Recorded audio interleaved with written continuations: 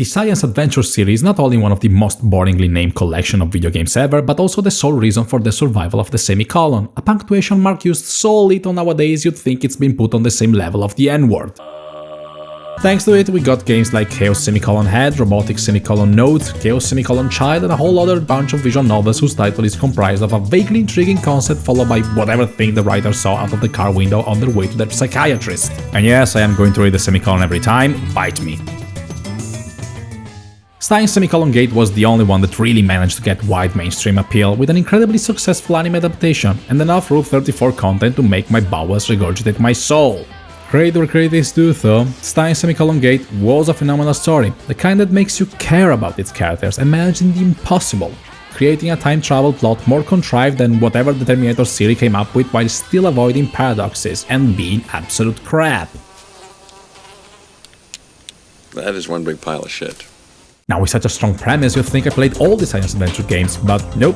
Despite the thought crossed my mind like a very persuasive aneurysm, I stopped at Stein's Semicolon Gate. And that's because I didn't like it as a game. I liked it despite the fact it was a game. Call me old-fashioned if you want, but when I purchase a video game I expect player input to be somewhat relevant, whether it's something basic like giving me choices at certain points of the story, or a meteor gameplay like Danganronpa did. Stein's Semicolon Gate though, somehow did nothing and even sank lower. The entire story went down through a single straight path, only offering choices in the snarkiest and most pleonastic way. The, hey, we know the story continues here, but do you want to take the wrong choice just to see a brief what-if scenario before we move on? What the? Yes, of course I want to see what happens if I decide to spend the rest of the night with a stripper game, but you and I both know that the protagonist really shouldn't. Now let me get my tissues. So why did I decide to give a shot to the latest entry, Anonymous Semicolon Code? Well, for starters, I code for a living, so I thought I would get a greater appreciation out of it. And because the main plot device in this story is a literal save and load system the protagonist can use to sort of time travel, I figured that such a gamey mechanic was a sign of having an actual gameplay this time. And now you know which game I have to thank for completely depleting my trust in this industry for the rest of the year. In a different dimension where AI is finally used for its intended purpose, aka sexbots, you play as Polon, not the fat one, this one. He's a hacker, but he doesn't like being one. It's his job and the only thing he's good at, but he is going to remind you of how much he dislikes it again and again and again.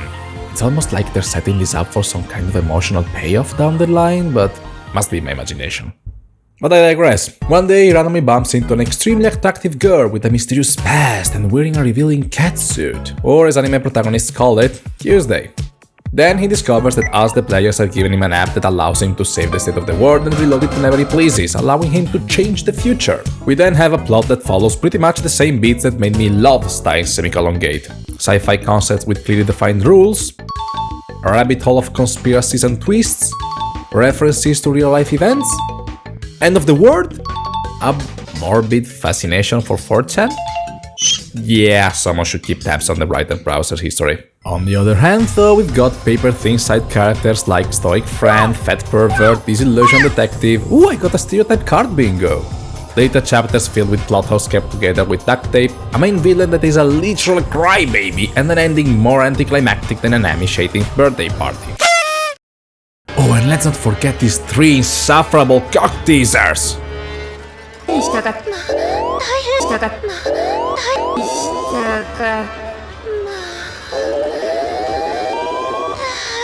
Why did you have to make them bounce like that? Why? Listen, I know it might not sound like it, but I still did enjoy the plot of Anonymous Semicolon Code. Are the angry nerds out now? Good, because now it's time to put a but at the end of the sentence big enough to fill the stratosphere. On paper, the save and load system looked like some kind of visual novel sandbox extravaganza, the likes of which I've never seen before. And I'm still not gonna say it, cause what we got here instead is somehow even worse than whatever Stein's Semicolon Gate ever did. This is how it actually works. You spend an hour or so following the story until some bullshit causes your death, which will prompt a game over screen giving you some cryptic advice on what to do.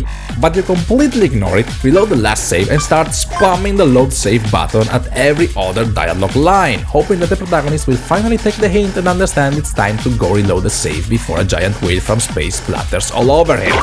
I'm not even being facetious when I'm saying hoping he will take a hint.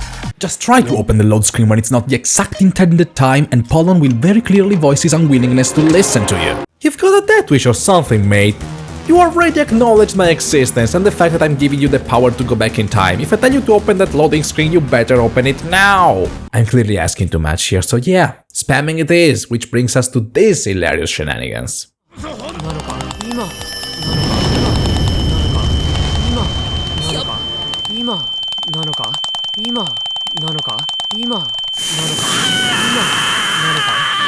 This thing alone makes the entire gameplay value of Anonymous semicolon code plummet faster than the stock value of CD Projekt Red. Even worse is when I reached that one time near the end when they expected me to remember a single line from 40 minutes prior and then do something that was never even hinted you could do. And it's not like I hated it, because it's still a pretty good experience. The plot was overall good, the writing was competent, the art is gorgeous, the music is on point. It's just that the game part of this video game is kind of shit.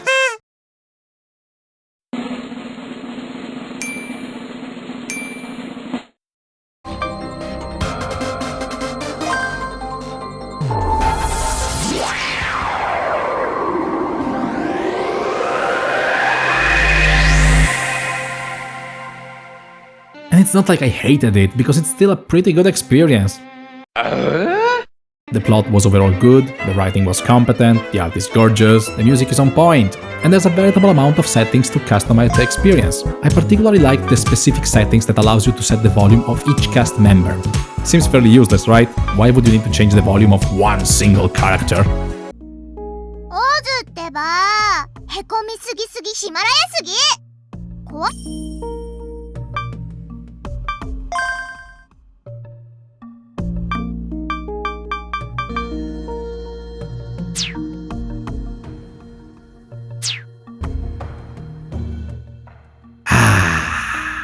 Much better. Oh,